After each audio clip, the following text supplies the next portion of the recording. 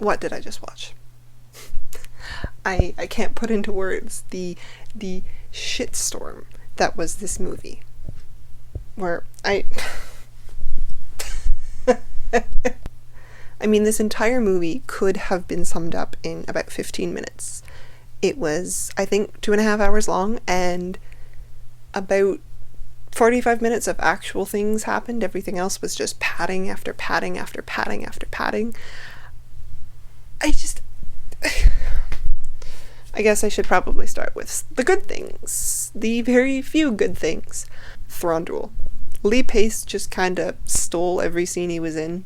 I don't know if he knew he was on a sinking ship, but good job for him.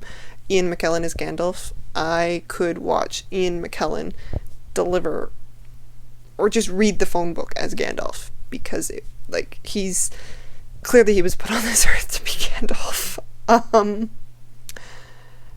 And there was a lot of fan service in this movie. There was this one that just didn't take it, they took it far. I was waiting for a You Shall Not Pass to come out at some point. I mean, they did everything else.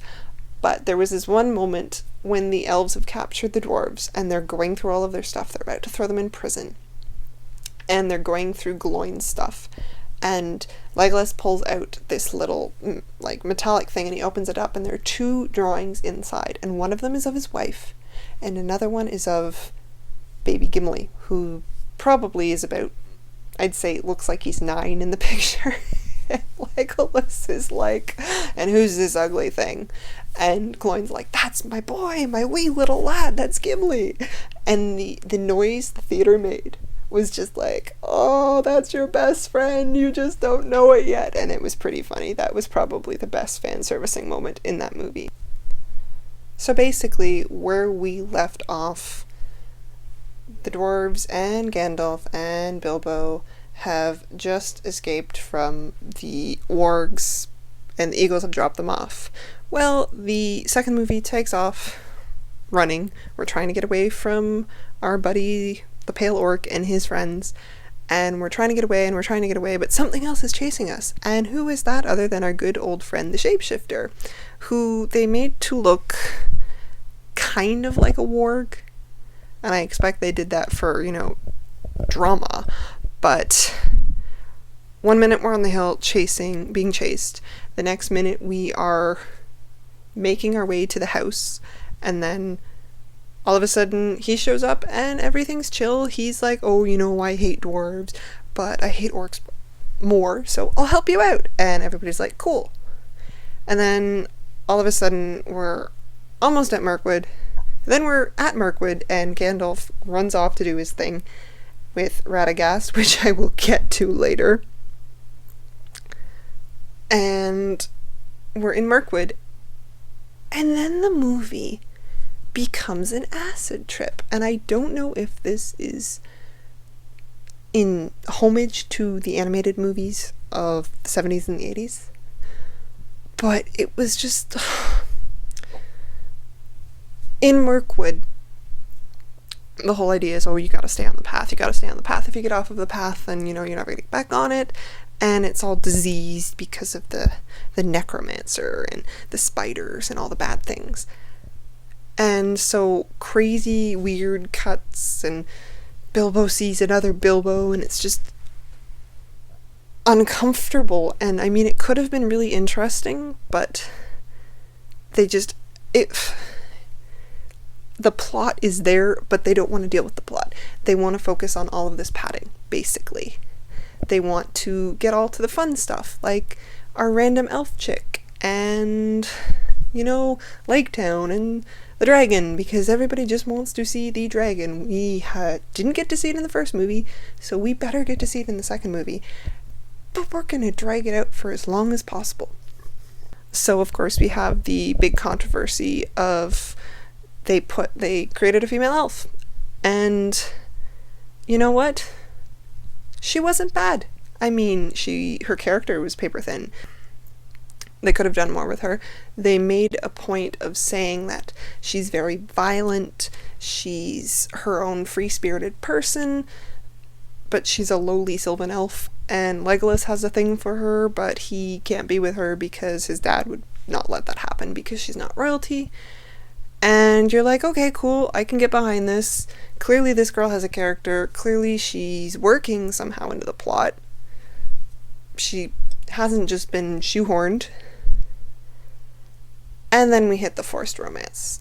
I don't know what Peter Jackson's love of focusing on the racial issues between elves and dwarves, but it seems to be a favorite because we have this beautiful elf woman and she sees Keely and shoehorned romance. Now, spoilers if you haven't read the book. You probably want to turn this video off. Keely dies at the end of The Hobbit. He's one of the dwarves who die. I forget, it's been years since I've read the book, but I think he dies in the Battle of the Five Armies. So my question is, what's going to happen to our shoehorned romance? Is she going to die with him on the battlefield, or is she just going to fade off into... There was a lot of talk, what are we going to do with Gandalf? Because Gandalf disappears. He's not around in the middle of The Hobbit. He's off doing his own thing, which you find out in the book, I think briefly, but it's more dealt with in appendices and the histories, that the White Council has gone to Barad-dûr. Is it Barad-dûr? Dol Guldur. Well, you find out that the White Council has gone to deal with the necromancer in the Citadel in Mirkwood. And so Peter Jackson was like, let's deal with that. Let's do that. Let's go see that. And I was like, you know what? I can get behind this. Let's go see this. This is something that could be fun. I would totally love to see Galadriel like fighting something. That would be great. But so basically they're about to enter Mirkwood, and Gandalf gets a vision message from Galadriel being like, okay, we need you to go check out the gravesite of the Witch King. Now, they mentioned it in the first Hobbit movie that the Witch King was buried in this mountain along with the other Nazgul, which is total BS. I know I'm like canon picking here, but yeah, no, the Witch King never died. Just saying, just getting it out. Okay, getting off topic. So he goes to the gravesite, runs into his buddy Radagast. They realize that the Nazgul have escaped, and they go off, wandering off to the Citadel, and Gandalf says to Radagast, I need you to go talk to Galadriel. I'm gonna go in there. And Radagast is like, dude, don't do that. It's probably a trap. And Gandalf is like, nope, I'm gonna do it.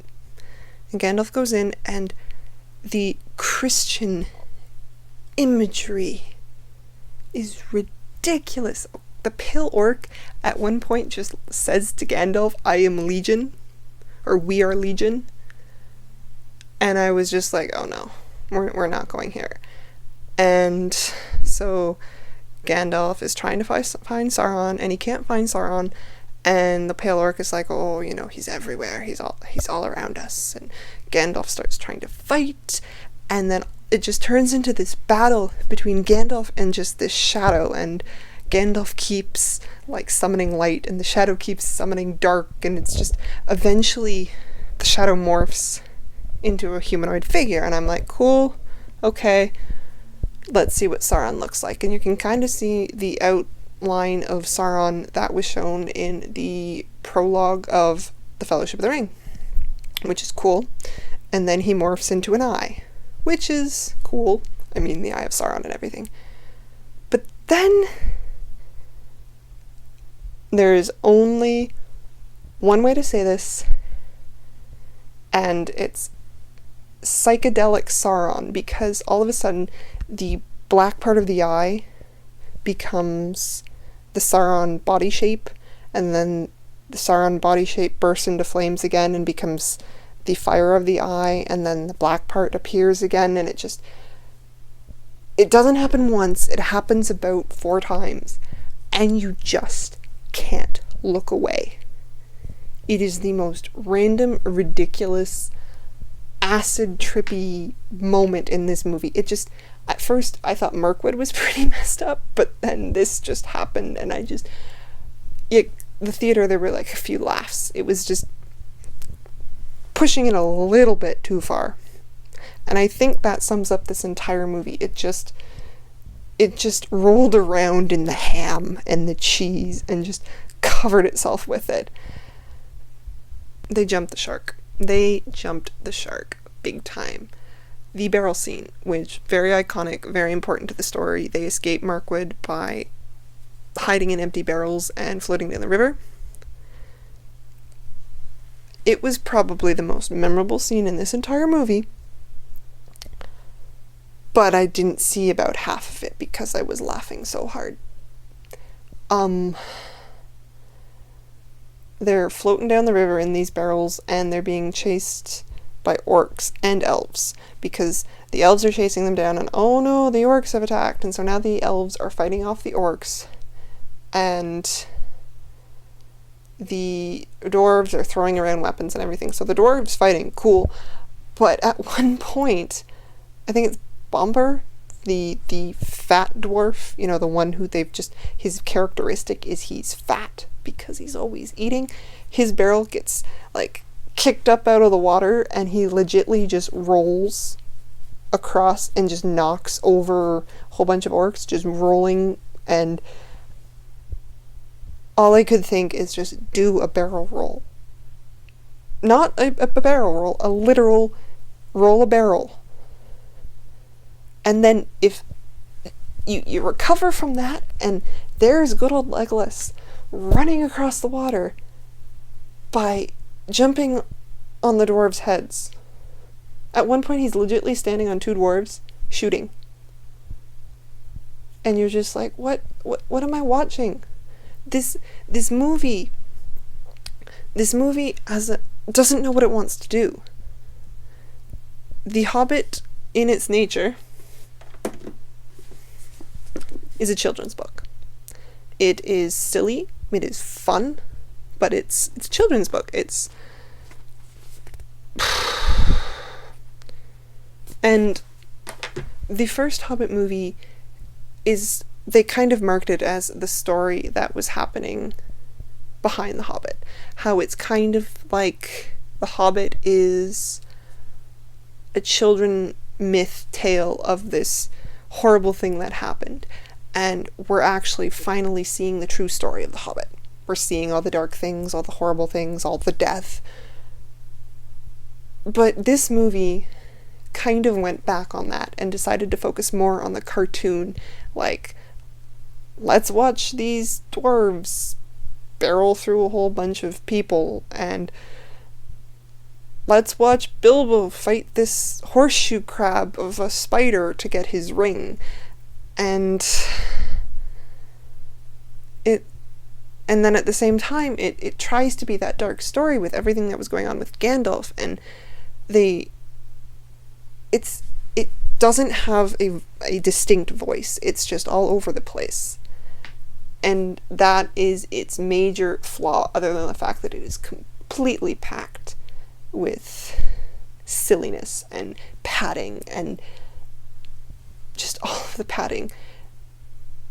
But you're probably wondering about the dragon, because this is what we've all been waiting for. We want to see Smaug. We've seen all the ridiculous pictures of Benedict Cumberbatch in motion capture. How did the dragon look? The dragon was the best part of the movie. Now, the dragon animation was the best part of the movie. The character was a little bit bouncy. Didn't seem to be able to make his mind up. Oh, I'm gonna get the dwarves. Oh, I'm gonna go to Lake Town. Oh, I want to eat Thorin. Oh, I want to eat Bilbo. Granted, they dragged out this sequence in Erebor where Bilbo goes in and talks to the dragon, which happened. The whole riddle, not really telling riddles, but wordplay with the dragon. Cool. But then all of the dwarves come in and they're trying to get away from him. And they run around the hallway for a while and they turn the furnaces on. They're like, oh, we can't turn the furnaces on because they've been cold for so long. And we don't have fire. hot enough to do that. And you're just like, guys, you are being chased by a gigantic fire-breathing dragon. What did you say in the first movie? Furnace with wings? My final thoughts are that it was ridiculous to split this into 3. At the most, this could have made 2 movies. There is so much that could have been cut out. And understand that when they first announced it was going to be 3 movies, part of me was happy because part of me thought that, you know what, this is another 3 hours that I can have in Middle Earth. I can have in this world that I've loved since I was a kid. But that, I don't know if I can stand by that anymore. This movie might have killed that.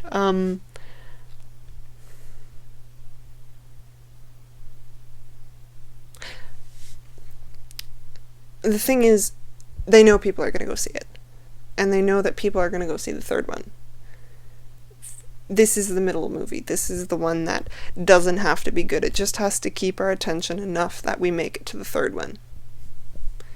And I know that I'm going to go see the 3rd one. It's just, I know I'm going to do it. But out of everything movie-wise that has come out of Middle-earth to this day, I think this has been the worst. It has its moments. You can see that movie underneath, the good movie that's just trying to escape but just can't claw to the surface. I know you're going to see this movie, and I know I can't tell you not to go see it. But as I've said, do not go see this movie with high hopes. It'll just crash and burn. So that's it for now. I will see you guys later in the next review, and have a good night.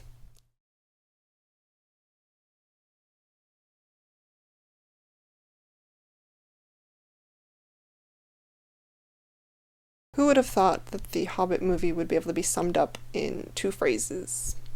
Do a barrel roll and psychedelic Sauron.